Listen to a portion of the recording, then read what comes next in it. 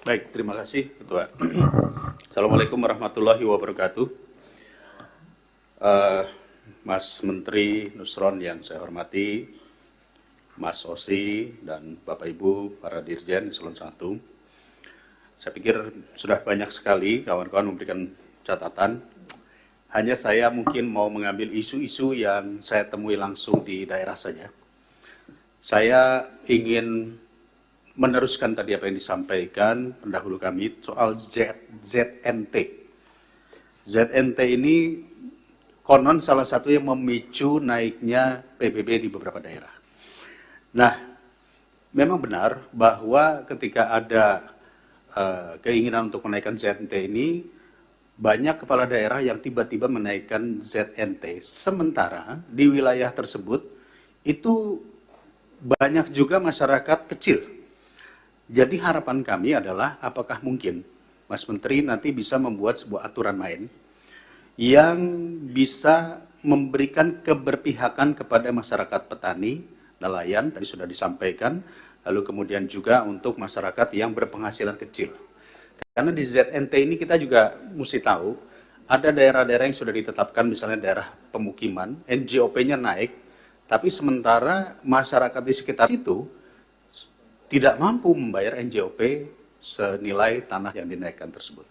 Mudah-mudahan ada peraturan yang bisa dikeluarkan yang berpihak kepada masyarakat kecil. Itu yang pertama, Mas Menteri. Yang kedua, saya mengapresiasi langkah Mas Menteri terhadap masalah SGC di Lampung. Dengan kerjasama dengan Kemhan, ya, mudah-mudahan ini berlanjut lebih cepat, lebih bagus. Dan kemudian saya juga mengapresiasi dari catatan anggaran yang kemarin sudah disampaikan, ada peningkatan jumlah PTSL dari 1 juta bidang kemarin menjadi 2 juta. Ini bagus. Hanya mohon agar Kementerian ATR BPN ini bisa berkoordinasi dengan Kementerian Desa. Permasalahan kita di daerah itu adalah masih banyak desa yang menggunakan rezim AJB. Sehingga PTSL ini dianggap tidak menarik bagi desa. Kita sering mengalami bahwa tidak semua desa ini mendorong PTSL agar bisa dipercepat. Jadi saya pikir harus ada kerjasama ini antara Kementerian Desa, Kementerian Dalam Negeri dengan Kementerian ATR.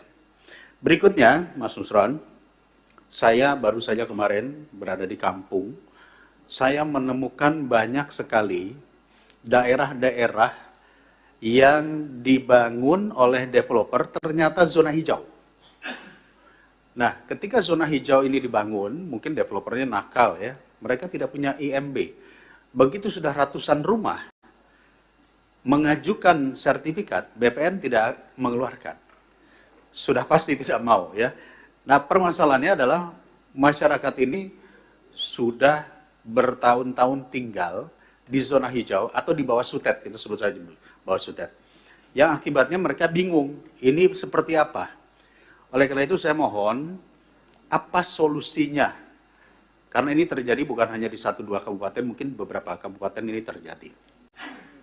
Termasuk juga, Mas Nusron, ini tanah warga yang terbelah karena adanya jalan umum. Jadi jalan umum itu dibangun di desa, sementara setelah menjadi jalan umum, warga desa masih terkena PBB.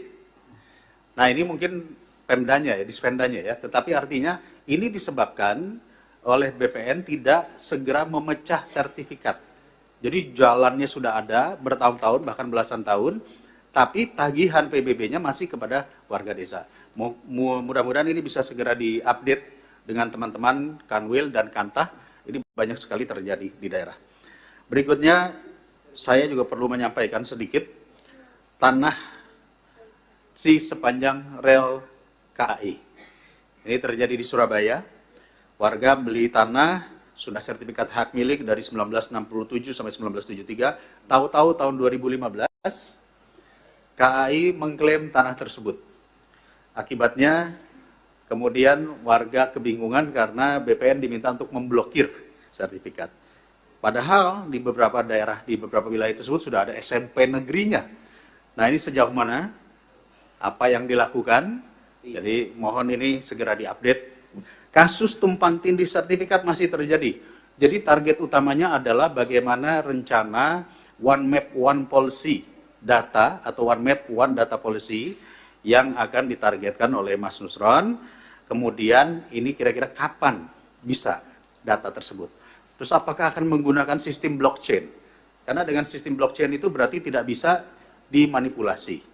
Nah, apakah termasuk di dalam alokasi anggaran yang sudah disiapkan kemarin? Berikutnya juga saya mau memohon, ini kan case by case selalu datang ke Komisi 2 terkait sengketa-sengketa tanah, perebutan tanah, moratorium tanah, lahan bermasalah. Nah, sudah sampai sejauh mana penanganannya? Karena kami juga pasti ditanya oleh masyarakat, ditanya oleh warga, kondisi seperti ini apa yang di follow up oleh pemerintah. Demikian kiranya yang bisa saya sampaikan. Mas Menteri, mudah-mudahan bisa ada follow up. Terima kasih. Assalamualaikum warahmatullahi wabarakatuh.